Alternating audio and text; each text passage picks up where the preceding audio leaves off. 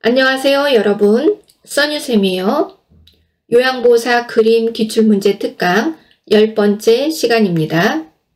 1번, 아래 사례에 해당되는 노인 학대로 옳은 것은 배회하는 상태에서 발견된 노인에 대하여 부양 의무자가 부양 의무 이행을 거부하고 있다.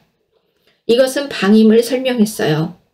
부양이란 먹이고 입히고 돌보는 거예요. 먹이고 입히고 돌보는 일을 책임지고 하는 사람을 부양 의무자라고 해요. 그 부양 의무자가 그 역할을 제대로 하지 않고 내버려 둔 것을 방임이라고 하죠. 5개의 그림 중에서 방임을 찾으세요. 3번 그림이 정답이에요. 땅거지, 상거지가 된 아버지가 있어요. 누더기 옷을 입고 양말도 신지 않았어요. 그것을 나 몰라요 하고 등 돌리고 있는 아들이 있어요. 이 그림이 방임을 표현했습니다.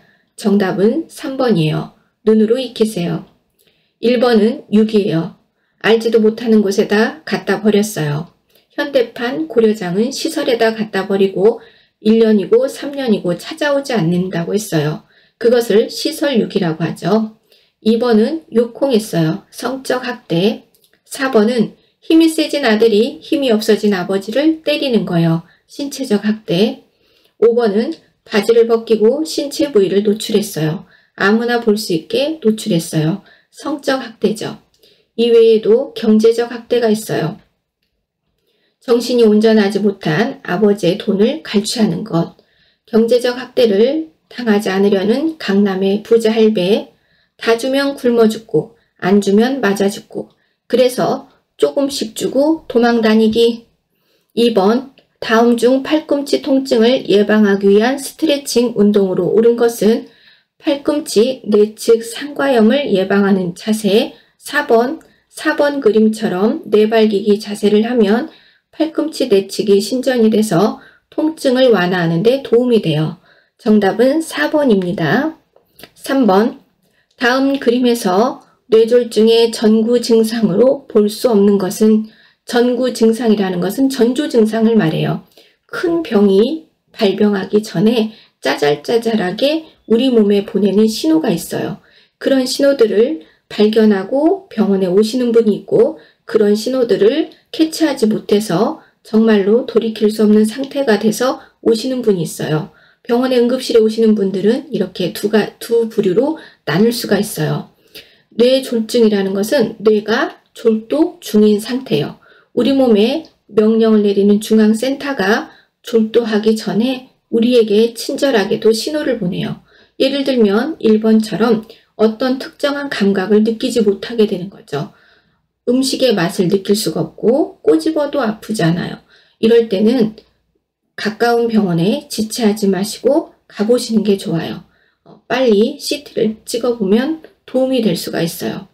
2번 그림처럼 심한 두통. 이 두통은 짜잘짜잘한 두통이 아니에요. 그런데 두통이라는 신호는 며칠 전부터 옵니다. 한 2주, 일주일 전부터 두통이 오는데 그 두통은 참을 수 없는 두통. 개보린 타이레놀을 먹어도 1시간이 지나면 다시 아픈 두통. 이렇게 두통이 심할 때도 지체하지 말고 가까운 병원에 가는 게 좋아요. 압력이 높아진 신호가 두통으로 오거든요. 우리 몸에는 3개의 압력이 있어요. 뇌압, 안압, 혈압. 뇌의 압력인 뇌압, 안액의 압력인 안압, 혈액의 압력인 혈압. 이 3개의 압력 중에 어느 한 압력이 높아만 쳐도 혈관은 충분히 터질 수가 있어요. 이랬을 때 신경이 높은 압력에 의해서 눌리게 되는데 그때 오는 게 두통이에요. 그래서 두통을 무시하지 마시고 병원에 가셔서 정확한 진단을 받는 것도 좋습니다. 4번 어지러움. 우리가 어지러움을 느끼지 않는 것은 손해와 달팽이가 제대로 작동하고 있기 때문이에요. 그런데 손해에서부터 뇌가 졸도하는 분들이 가끔 있어요. 이런 분들은 특히나 어지러움이 심하죠. 이렇게 어지러움이 몹시 심할 때도 가까운 병원에 가시는 게 도움이 됩니다. 운동실조증은 비틀거리는 거예요. 운동하는 능력을 잃어버린 실, 잃을 초, 너무 일찍, 한마디로 말하면 비틀비틀 술 취한 사람처럼 중심을 잡지 못하고 쓰러진다. 이럴 때도 뇌졸중이 올 수 있는 신호로 간주하시고 가까운 병원에 가시는 게 좋아요. 3번 서동은 동작이 느리다라는 뜻인데 뇌졸중의 전조 증상이라기보다는 이것은 이 그림 자체도 잘 보시면 마치 몸이 D처럼 굽었죠? 몸이 D처럼 굽고 떨고 느린 것은 파킨슨병이에요. 파킨슨병의 근본 원인은 도파민 감소죠. 그래서 뇌졸중과 상관이 없는 그림은 3번이에요. 그러면 우리를 민첩하고 똘똘하게 하는 호르몬들이 뇌에서 만들어져요. 가장 많은 퍼센트를 차지하는 게 도파민이에요. 뇌의 간내 부위에서 만들어지죠. 그리고 신경 말단에서 역시나 뇌가 관여해야만이 나오는데 아세틸콜린이 또 나와요. 그리고 세로토닌이 나와요. 이런 것들이 나와줘야 우리가 똘똘하고 민첩하게 돼요. 그리고 갑상선에서는 또 티록신이 나와요. 그래서 우리 동작을 민첩하고 똘똘하고 잽싸게 만들어주는 이런 호르몬들이 잘 나오면 우리는 정상이고, 이 중에서 어떤 한 가지 호르몬이 결핍이 되면 이제 동작이 느려져요.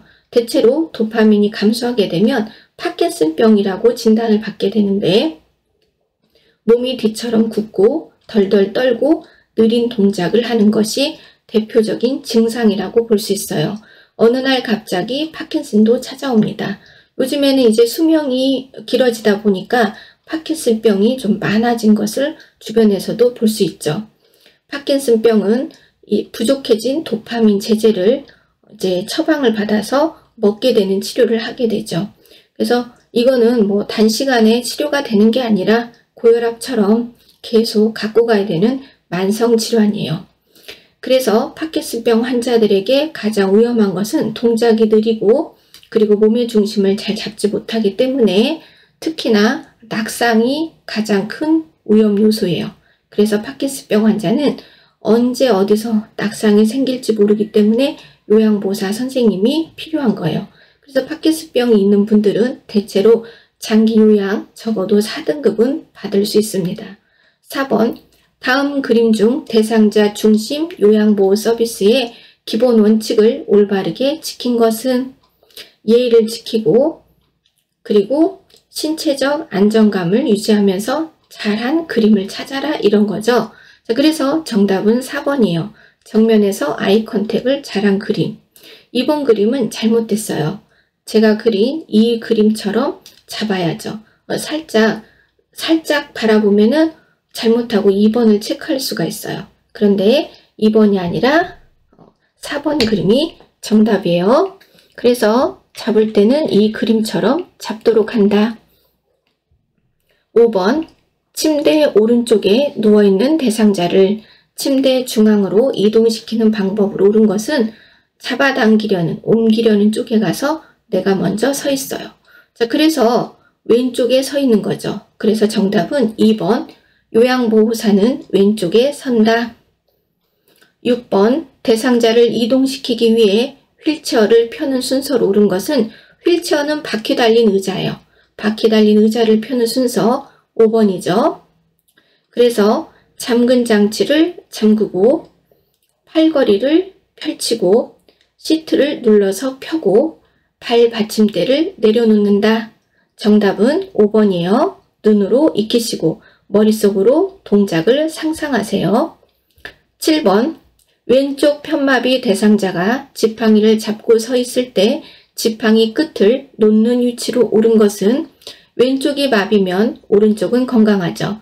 도구는, 복지용구는 건강한 쪽으로 짚어요. 그래서 정답은 1번이에요. 오른발이 건강하니까 지팡이는 오른쪽으로 짚어요. 그래서 앞 15, 옆 15. 정답은 1번 그림입니다. 눈으로 익히세요. 8번, 오른쪽 다리가 약한 대상자의 보행기 이동 중 가장 먼저 이동한 것으로 옳은 것은 약한 다리와 보행기가 함께 가죠. 그래서 정답은 2번이에요. 2번, 약한 오른쪽 다리와 보행기가 함께 갑니다. 2번이에요. 9번, 대상자가 인절미를 먹다가 갑자기 말을 못하고 손으로 목을 감싸주는 행동을 보일 경우 가장 먼저 해야 할 대처 방법으로 옳은 것은 하임 리히법을 찾아라, 이거죠. 자, 그래서 의식이 있으면 뒤에서 잡고 의식이 없으면 바닥에 눕혀요. 그런데 여기에서는 의식이 있어요. 그러니까 5번 그림이 정답이죠. 명치레에 주먹을 놓고 하나, 둘, 셋 후상방으로 민다. 후상방으로 민다. 가장 위험한 것은 손을 넣어서 인절미를 꺼내려고 하는 행동은 매우 위험하고 잘못된 행동이다. 5번이에요. 5번 그림이 하임리히법이에요. 10번.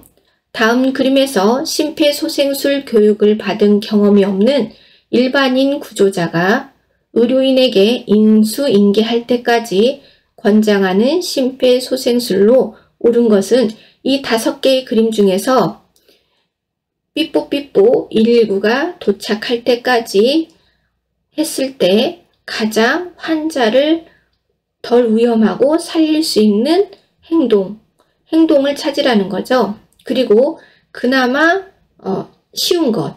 그래서 정답은 3번이에요. 90도 각도로 가슴을 누르고 있는 이 그림. 이게 정답이에요. 우리는 심폐소생술을 언제까지 하면 되냐? 의료인에게 인계하면 그만해도 돼요. 환자가 깨어났으면 그만해도 돼요. 회복 시. 그리고 누가 봐도 환자가 죽었어요. 사망 시 손을 떼어도 돼요. 언제 손을 떼어도 되느냐? 인계 시, 회복 시, 사망 시. 삼시일 때는 멈춰도 된다. 지금까지 강의를 들으시느라고 수고하셨습니다. 좋아요와 구독을 부탁드리겠습니다.